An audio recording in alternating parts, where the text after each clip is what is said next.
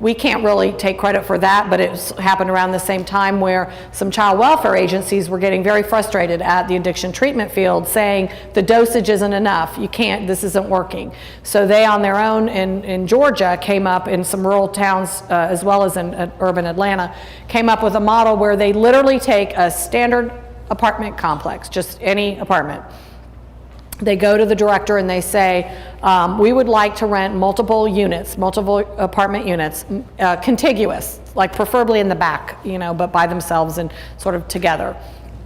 And what they start with is clients who have the ability to pay rent, which could be clients who are, have a Section 8 voucher, clients who might have resources in from family or friends or themselves, clients who might be on TANF, temporary assistance to needy family, that's getting a stipend anyway. I mean, presumably the families you work with, many of them are renting somewhere. And sometimes moms have to bunk together, so you may have a 3-bedroom apartment with one mom and an infant and another mom with a couple of kids, and they share a 3-bedroom. So the rent is paid for. Now let's stop for a moment and say, let's say some moms can't pay for their rent. But if it was going to be a TPR case, the state of Nebraska was going to pay $1,800 per month per family in out-of-home care. So that buys a whole lot of rent, you know, at $500, $700, whatever you pay for rent. And so anyway, the point is you're using existing resources, no matter how you count it, for the infrastructure, which is that whole apartment complex. Then you take whatever your outpatient staff are that you pay for somewhere, and relocate them to an apartment. But you take an apartment, you know, 3-bedroom, 2-bedroom, whatever apartment, and turn that into counseling offices, and you pay whatever. It's usually even cheaper than commercial rent for an outpatient facility. You can even bring people in from the outside in some instances, so that you're not, if you don't have enough to support the FTE on site. And so you bring in community resources. You get the domestic violence shelter to come once a week and do a domestic violence group, or you bring in a local community nurse to come in and do HIV prevention and STD prevention and child immunization planning and on so forth and so on. And GED comes on site, and literacy workers, and you bring the community to you. And a lot of times those same community resources have quotas that they have to meet also, so they can meet them all at once by making one trip rather than hunting people down or waiting for a hard to reach population to find them. But even if you don't have all that, and even if it takes a while to build that, I think you can see from the kinds of things you got out of that video the difference between looking at the gestalt of that client and all of the needs that they have and their children. In this case at Sayport, we took partners. Now if they had domestic violence charges, they weren't able to move on because our campus was kind of sacred. They had to complete domestic violence treatment first and have their little paperwork that showed that they're safe, at least from having that class. And then we watched them very closely. But that program was paid for by clients paying rent, you know, like whatever they would have been eligible for in public housing. We use standard public housing stock there. There are as many different ways to do this as there are, you know, programs. The point is that these programs are operating all over this country. And I know you've got St. Monica's here, which is really good, and I think also Heartland. And those are probably the closest examples of this kind of thing. I don't think they would tell you that there's enough of them. And I think there's a whole lot of people getting standard low-level outpatient or even intensive outpatient that the other surrounding issues that will trip up that case are not being dealt with when they're spending hours, even the ones that come in for 15 hours a week. Maybe at times that are very inconvenient. Maybe at times they can't even get a job because they're coming to you in the daytime. And maybe that they're not going to be able to get a job, and that's going to trip up their case. So they have to make choices between their recovery and their children, or between their recovery and their job, or satisfying this bureaucracy or that bureaucracy. So this is a model that you know, we're hoping, and we did get indication yesterday when we were in Omaha, that there is going to be potentially an effort to start one in that area, and hopefully there'll be others. I did want to show you real quick, let's see, a couple of photographs. Wait, did I go the wrong way? Wait. Does anybody have, I'm looking for the photographs of the Millennium Center. I want to show you that, and then we're going to go to the data. Am I doing this right? So the Millennium Center is the one that I told you that we used Department of Agriculture and other funding from the Housing Authority to create this campus. One minute we had a 16-acre forest of trees, pine trees, and then, you know, we, within a very short time, ended up, am I doing this correctly? Yes. Ended up with houses that were the duplexes, and that serve families of all sizes. And I wanted to show you those pictures real quick, and then we'll go into the data from that we did. Oh, I do want to, let me show you one couple of things here. These are data that look at different rates of time spent in treatment or completion based on whether or not they got standard treatment, garden variety treatment, or whether they got a family drug court with a recovery support worker, or whether they got that but even dropped out sooner. And so those that dropped out sooner ended up looking exactly like those that never got treatment, which shows how important it is to keep people into treatment through the duration. But this is the cost savings of one county alone, Sacramento County, $33,799,979. And I won't bore you with all this, this is in your PowerPoint or in your package, but looking at taking a family dependency drug court model and adding recovery support and the difference that it made in reunification times and the numbers of reunifications. So there are lots of ways to net savings by just first capturing the data to know whether what we're doing is even working and what the cost is versus trying it a different way. You've already seen all the information from SafePort, but here comes the one for the Millennium. Oh, this is good. This is, moms didn't always bring their kids with them to SafePort. Usually they did, 9 times out of 10 they did, but sometimes the child welfare staff said, we don't want mom to have their kids right away. Or it may have been that a family member said, we'd rather take the kids. Look at the difference between, this is from the University of Miami School of Medicine, 78% completed treatment if they had their kids with them in treatment versus only 52 if they didn't bring them or they weren't allowed to have them. But the astonishing thing is what happened from those, oh, I have a typo, from what happened long term, this is 2 years post discharge, of their ability to maintain their recovery if they brought their children or didn't bring their children. And so we don't know, you know, data tells you something happens, it doesn't tell you why, but what we suspect, because we did focus groups, is that when moms didn't bring their kids to treatment with them and so didn't learn how to manage those children, and when those children didn't get the benefit of the services to help them get back on track with milestones and to deal with their sexual and physical abuse, which most of them had at the hands of their mother's partners and boyfriends and all this other stuff, that those kids were very stressful, became a real stressor for that mom, and that tripped up her long-term recovery. So this makes a very strong case for including kids in treatment in residential anyway.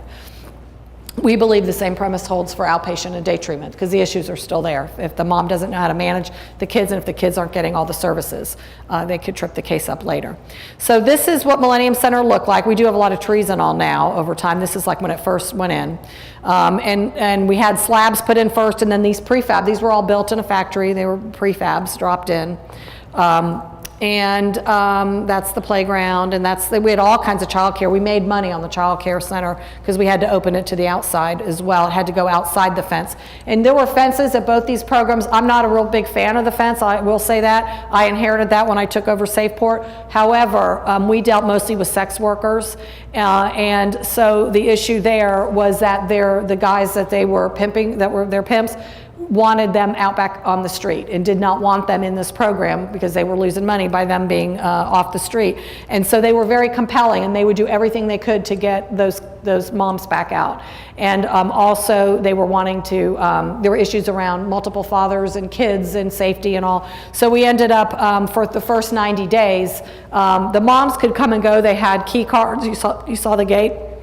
But we did at that time, we knew where they were going. Was it with somebody who was safe for them? Was it, they may have had more drug tests when they came back, things of that nature. The other program also has a gate in these residential centers. I have mixed feelings about that, but that is how these two were. And I'm not going to go through, these are all the services. Well, let me just do a couple things. Look at all the things they had. This is at Millennium Center. So addiction treatment is just one of like 20 things they get. Trauma, abuse, and recovery. We know that somewhere around 85% of all women who are in drug treatment have been sexually and or physically abused. That's also part of the behavior issues that you get when they come in and they're resistant and they're not always doing what you want them to do. There's unresolved trauma issues.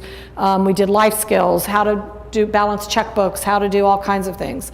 Parenting, nurturing programs, sexuality courses, vocational training, job readiness, case management, family therapy, couples therapy, health, couples therapy, whether you were married or not, who your partner was.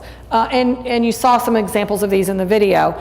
I don't know how you could do treatment without all these things. We already know what the profile looks like of these moms and dads that come in. Health, education, medical services, and then these are what the men got, same kind of things. And then the kids got similar kinds of things, play therapy, prevention, activity. They were older, they got domestic violence, date rape prevention. We didn't want them to leave till they had every tool in the toolkit that we could possibly think of. And then we had developmentally appropriate childcare and such. So this is the description of the apartment models. Now, can you help me or somebody to do, I want to do the data. So I want to take questions before I go over Nebraska's findings. Does anyone have any questions about any of the material that we've covered today? I do want you to know that anything that you could have access to, anything that you've seen, everything is either on our website, the National Center website. If you wanted to show the video, we can email you a link and you can play it on your computer if you have sound. If there are people that you wanted to show it to back home or something. And also the PowerPoint will be on our website in about a week if you want to download it. So just know that we're there, and you can always reach out to Vicki Weiss or Melissa Townsend or other staff that are from Sarah probably also. If you have needs for materials, they know how to reach us. So, or Kelly, not Sarah, Kelly, how do you say your last name? Hopman? This is data that the courts put together, Vicki's team, and I believe it was with court improvement, is that right, court improvement funds. And so what they did, because we hear a lot of talk when we're out and about. Oh, this is what we do, it takes this long, so forth and so on. And we said, we really want to know what the facts are, because you can't manage your system and you can't make improvements unless you know. So the first thing they did, which was really amazing, is they did a random selection of 4,616 3A cases, so child welfare cases that opened, and this was child maltreatment, between July 1 and December 31st of 2009. So the random selection, don't underestimate that. That's a huge amount of rigor, and that lends credibility to the findings in a way that nothing else could. So there was also a physical review of the legal and social files for every case. They paid attorneys who are familiar with those files to go through every single page of those cases and identify any information that was relevant. 379 cases ended up being used because there were some duplications. The cases that they found might have had multiple kids, and there might have been, we don't want parents to be counted twice, so ended up a few got dropped, but they basically ended up with 379 cases, which is still a really good sample, and it was about 10% of the cases. So what the finding was, and these numbers are in your packets, is that 211 cases had some indication of substance abuse in the case file. So that's 56%, which is absolutely on the money for what we would expect to see, because we keep telling you the average cases are 40 to 60%. In standard child welfare cases in and out of home is 70, minimally, and we believe a lot are still missed even with this number, but at least it's a start, and we're at 56%. However, one caveat, and this is a significant caveat, when we do these drop-off analyses as part of what I do when I work with states, we start that first rung with, at the point of them coming into the child welfare system, what percent are identified. We don't know that. We probably can figure that out, but we don't know that now, because when they grab the information about was substance use a factor in the case file, that substance use identification may not have occurred for weeks or months into the case because it may have been missed initially. So even though it's good that we have a good number here, that is not to say that identification of it being in the case happened at the earliest times that it could and should have. But at least it's somewhere. So we had 132 moms and 85 dads with substance use that was in their file that were actually referred for a pretreatment assessment or substance use evaluation or both. At first that number looked good because I was saying, wow, if you add 132 and 85, you're only a few people short. That means everybody that had substance use in their case file actually got some type of assessment to, and hopefully some kind of treatment. But no, that was not the case because those 85 fathers are attached to those moms. In other words, there was only like 2 or 3 that were single dads that represented these cases. So you can always look at just the moms' numbers to tell you where the drop-off occurred. So we had 132 of 211 cases. So we've already off the bat lost, 70, 81, something, I don't know, something like that, cases. No, 79, I guess it is, cases were lost of people that had substance use as a factor in their maltreatment that never even got an assessment, that never got treatment. So where are those families? What's happening to those families? Those families are probably still have, challenges that will trip up the case. So at least let's take those that did, get to something, got some kind of pretreatment or assessment. So 130 cases, and that included 76 fathers, with referrals actually received a pretreatment assessment or an evaluation. So there was no evidence of that in only in that case, only 2 of the cases. So that's good, of those 132. But again, we still have those 79 that we have no idea. So then 93 moms, or 72%, or you could almost say 72% of the total cases that had a referral for a pretreatment assessment or evaluation actually got one. Wait a minute, wait. Who were identified as needing treatment? Okay, no.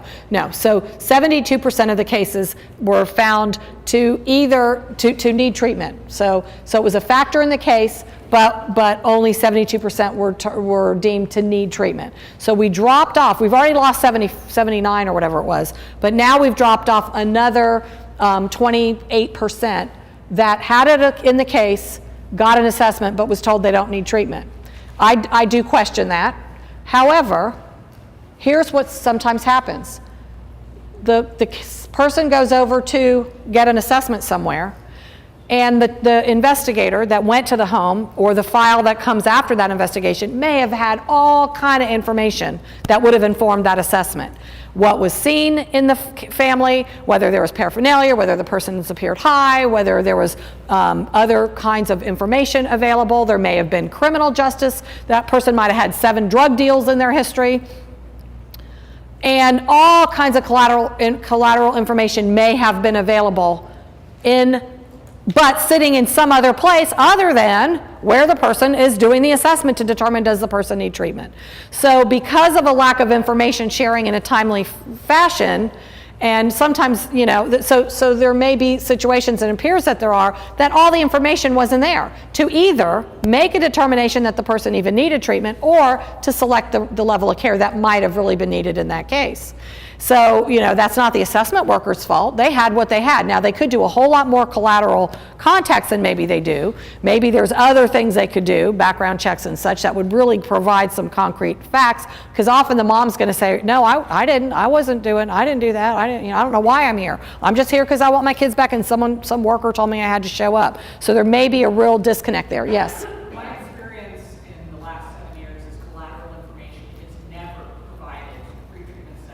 Wow, really? Never. Okay, and so you've heard the saying, how do you know when an addict is lying? Their lips are moving. That's tacky. But, hello? Yeah, what is a condition of substance use? What's one of the factors of their disease? Denial. And someone's got their kids, or is fixing to take their kids, could take them, potentially, even if they didn't. And they're going to sit and tell you every gory detail of their life right then, when you have nothing else that you can use to, do that. And you may have very green staff, and you may have a lack of training. that's a recipe for disaster. That's a recipe for woeful inadequacy in terms of identification early enough. Now, some places do the instant drug test.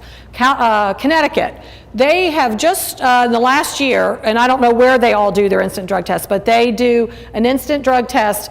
They have saved $250,000, $250,000 in less than a year by doing nothing more than going to instant drug tests.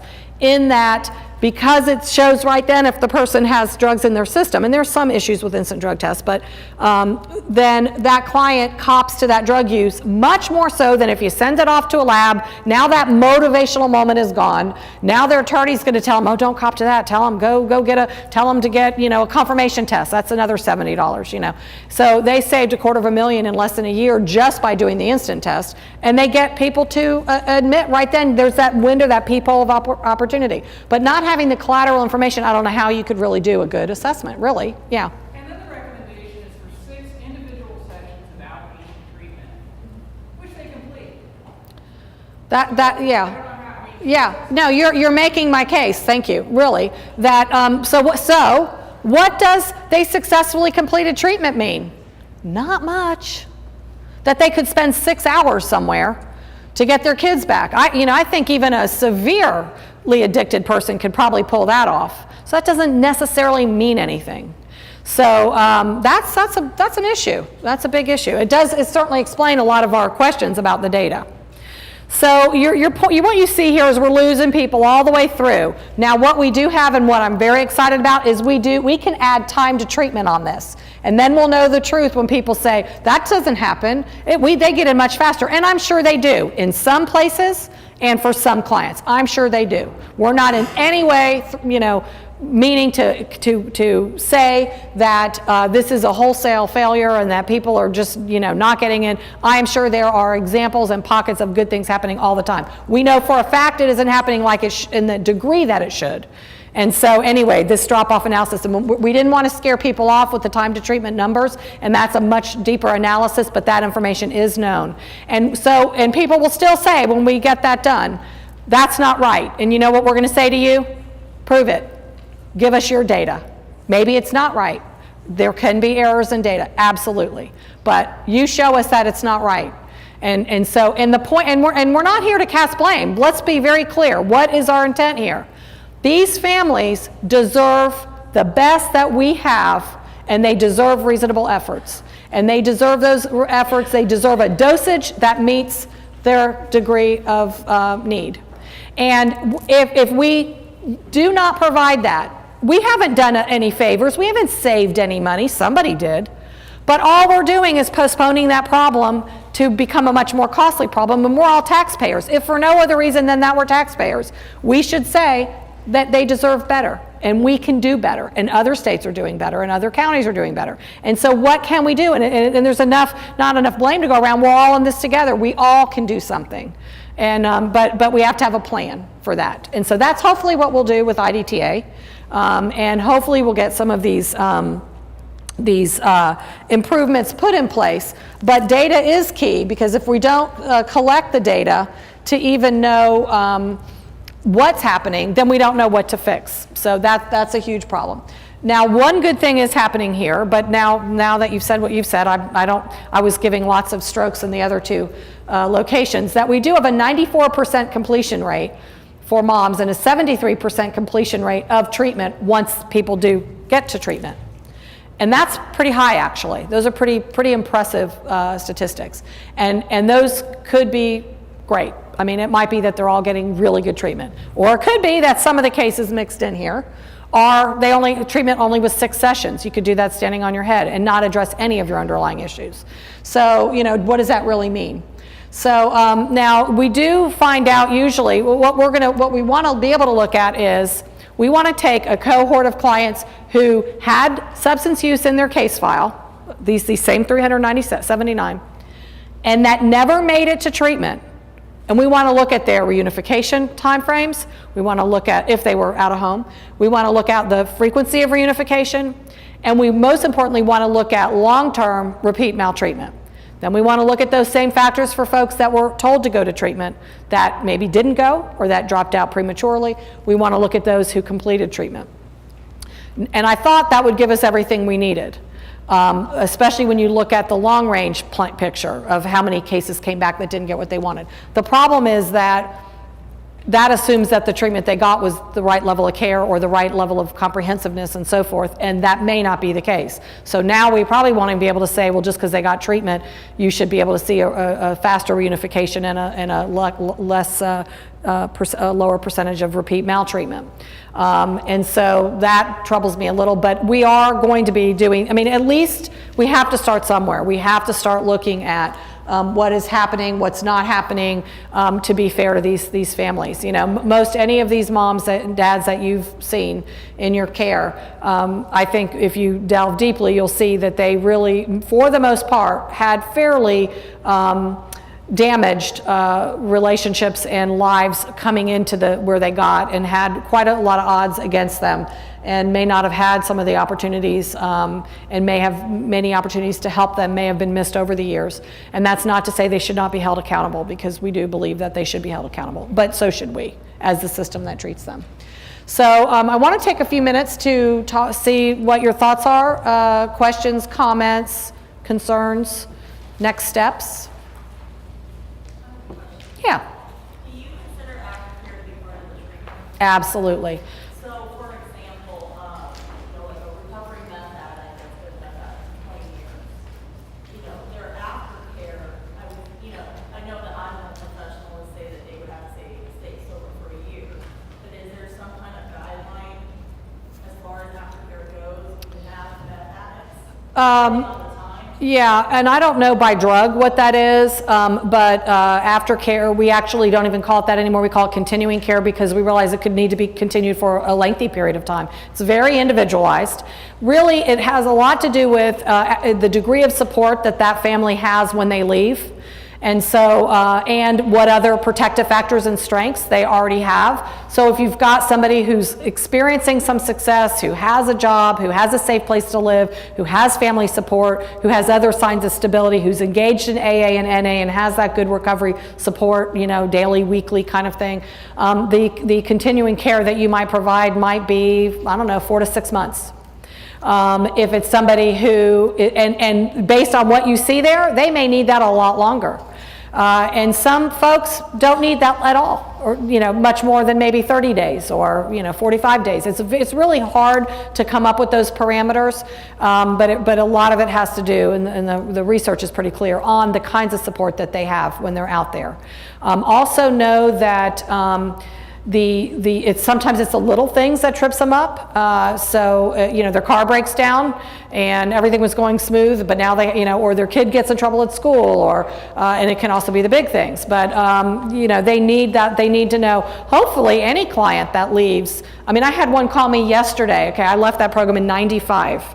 Yesterday, I was on the phone helping a client who you would have stepped over in the street practically in the Keys, who was asking for help for her daughter who's now in college. And first I almost started crying. It's like, oh my God, her kid, they made it to college. You know, that was terrific. She was at Sayport. And now her daughter's having some issues, some drinking, has burned up all her money, she can't, and now this mom is spinning out of control, and it has been since '95. And so I'm scrambling around. She's very involved with the Catholic Church. I'm not Catholic, but I'm learning a lot about the Catholic Church. I'm trying to call places, I can't find anyone to help her, but she needs some support now, and she's been out of there since '95. So, you know, really continuing care is named continuing care for a reason. And if you look back at the concept of the disease, a chronic relapsing condition, and that it has a high relapse rate, you want to provide that. You want to protect that treatment gain. That's a hard one. Recovery is hard fought and hard won, and they don't get there by themselves, and we all spent a lot of blood, sweat, and tears and a lot of resources getting them there. It doesn't make any sense to me to like drop them off and say, good luck to you, you know, hope you do well. It doesn't match the disease model. It doesn't match what the science says, so it's really hard to defend not having it. It's, yes? If they're doing AANA, how important is it for them to obtain a sponsor? hugely important, hugely important. Well, you heard the one woman that was on, said, I was in the wrong place at the wrong time and I hadn't been going to my meetings and I didn't call my sponsor, that's huge. And I can't really overemphasize enough the importance of AA and NA and having a sponsor as a absolute critical, fundamental component of treatment. Not in lieu of treatment. You don't throw someone there and throw in some drug testing and say, oh, we got treatment covered. But it is an absolutely critical piece of that and necessary. And they will be there to pick up those pieces, when you're not there and when there's a problem. And that's part of the whole fellowship. And that's, like this gentleman said back here, it's like food to somebody. That's how critical. It's not an afterthought. Now, having said that, do I think everyone needs to go to, they'll say 90 meetings in 90 days. That I do think is necessary, that for the first 90 days that you were in treatment, you need to go to 90 meetings. However, over time, I have friends in recovery that are 20, 30 years in recovery and still go every day. I have friends that go when they're stressed out, that know when they need that, and they're very good about getting it. Very few people do I know in long-term recovery that have abandoned it altogether. That usually doesn't go hand in hand, usually having that in their life in some way. And over time, obviously, that may not be as necessary, especially daily, but it sure doesn't hurt. And it sure, if you look at the most successful cases retrospectively, that is a common denominator, that they had AA and NA and that they had a sponsor, AA or NA. Or double trouble. Do you all have double trouble meetings for co-occurring disorders here? That's the AA, that's substance abuse mental health support. And so, and there's a lot of support groups that don't accept folks that are on methadone. They say, you're not in recovery, so don't come here, There's a lot of bias and stuff out there. But getting the right meeting is important too. It's not like every AA or NA meeting will, if your client has a bad experience, try another one. Try to keep till you find one that fits. It's each one is very different. Other questions, comments? Yes. Do you have any information or statistics about what role employment has in keeping a person sober? I'll have to look. What I know about employment is the state of Washington saved so much money in TANF by helping drug treatment programs incorporate work, preparation, and readiness, that they saved so many millions of dollars that 14 million went back to fund more addiction treatment. That's how much money was saved by having employment, by using that window of opportunity of treatment as the mechanism to get the employment. But I don't know. I do know that it's a factor, that if you are able to maintain steady employment and you're not able to, you're not missing work and you're not late for work and all the signs that let us know something's wrong, that's at least one indicator, not the only one, that may give you a good sense that somebody is either in some stage of recovery or their addiction may not be as intractable as others. But it's really hard to say. It depends on the person, depends on the drug, depends on the type of job. If it's a job somebody could do with, that might not be very complex, it might be easier to bluff your way. Do you believe that maintaining employment helps a person? Absolutely. Absolutely. And so one of the issues with employment is that sometimes TANF or other requirements will tell a person, you've got to go to work right away. That's the policy. That is not always good, because sometimes with their addiction, at whatever phase they are of their addiction, and with their brain challenges, and with some of the other challenges they're having, that popping it back into work, they may not be ready for that. They should be using that time in treatment, the early part of treatment, to focus on their recovery and on some of the other more sort of hierarchical things. But preparation for work could be very important. But work is, I can't see getting a client through treatment and not having them have employment. I think if we get them out of treatment and they still don't have a job, we have done a tremendous disservice to them. That will trip up their recovery. How else are they going to be self-sufficient? How do you think clients manage without jobs to keep their drug addiction going?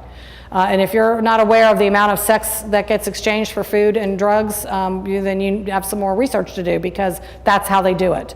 And if they don't have funds to from work. And that is such a good factor for them to maintain stability. That's another reason. Not only the financial reason of needing self-sufficiency, but also the reason that I think you're alluding to, which is that is something that that they're around a pro-social, healthy environment, hopefully, in most places, unless, of course, I'm working in some states with blended mental health substance abuse treatment systems where the workers, again, having lost the expertise in addiction, are referring people for jobs in bars, and you're just like, oh my gosh, really, and I really wish I were making this up.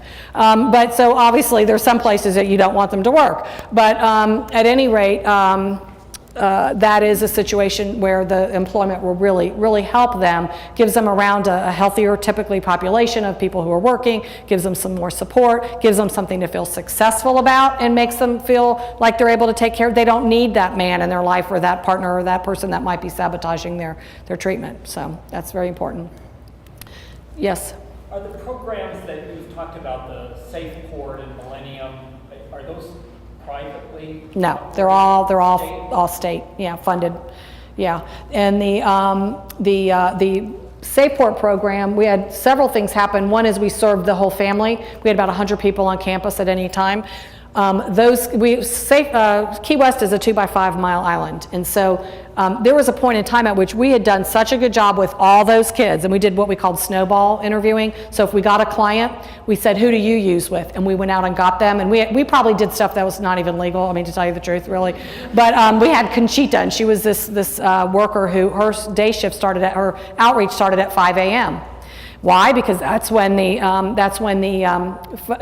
worked in outreach in crack houses, and so the folks that had spent the night there, which is very typical, moms in particular, on nasty, filthy mattresses and all, would start to wake up at about then and start getting uncomfortable. And if you didn't get them then, we took them to McDonald's or some 24-hour place and feed them and talk to them, and then get them in. We had to seize that moment of motivation for them. And so then they would say, I can't get well here because I'm on this small town and everybody I know uses, and so we'd work with who do they know, and let's go. So we literally went in and we got entire peer using networks in, which you can do in a small town. And so we think we did such a good job with all their peers and all the kids, and that we didn't see that generational thing that you would see, over time. After we did then have started with some federal funding, some SAMHSA funding, and then that ran out, and then we morphed it into a homeless. We said these women would be homeless if we didn't, so we did some creative writing and didn't tell any lies, but we were creative and got another 5 years of funding for for homeless, because they would have been. And then it went on, then it used local money, and that still worked until they had hurricanes down there. And it was one hurricane that did a lot of damage, and all the funds that were able to be supported, that were more local type funds, were gone to other crises. And so it ended up that it phased out. And now we feel like we could actually go back in, because now there's been a void there, and there probably are, and there's a lot of transient things going on in Key West. But the other issue is HUD passed a regulation that said you can't have felonies and be in housing. That's just another stupid example of well-intended policy that nobody thought through the consequence of. Well, what do you think that by having that policy it changes the problem? Just ask the homeless shelters, ask the prisons, jails. They'll tell you what the consequence of doing that was.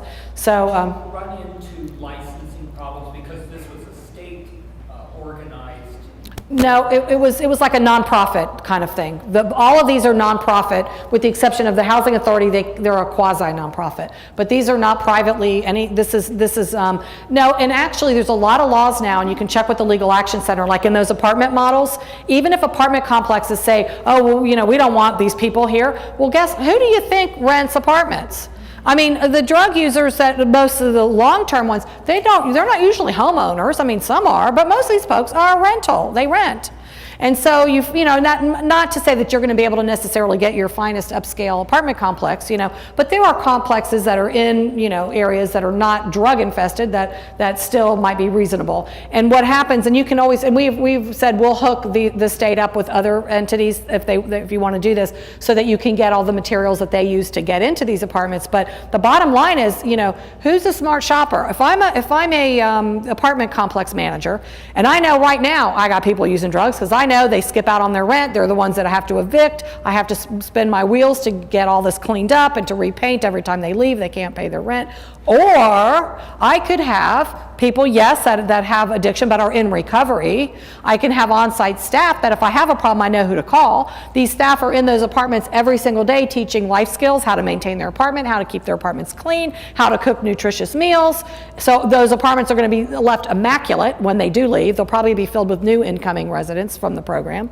I know that I'm not going to have any trouble getting my rent paid. I know in any drug program, whoever run residential, and I know that the two folks that are here from Heartland and from St. Monica's are very good neighbors. They know what they have to do to be a good neighbor. And so they end up going the extra mile to make sure that they're not an adverse impact on the community.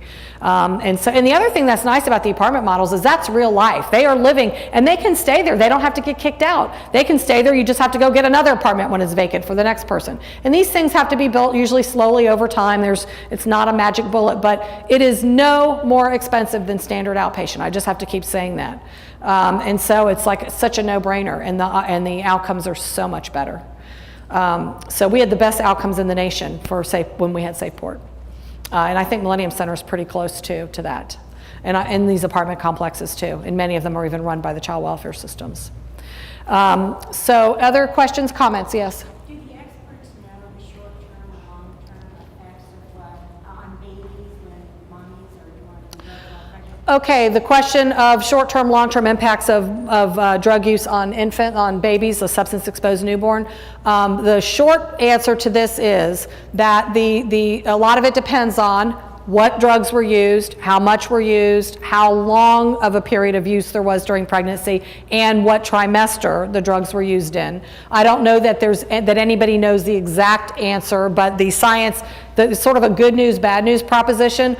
The good news is that it's not as gloom and doomish as back in the 80s when we talked about crack babies and it was this horrible fear that they were doomed for a life of failure. We know that is not necessarily true. That environment plays a big role in being able to correct. Early identification and environment can correct some of that. That is not the case for fetal alcohol syndrome. Fetal alcohol affects babies, that there are sometimes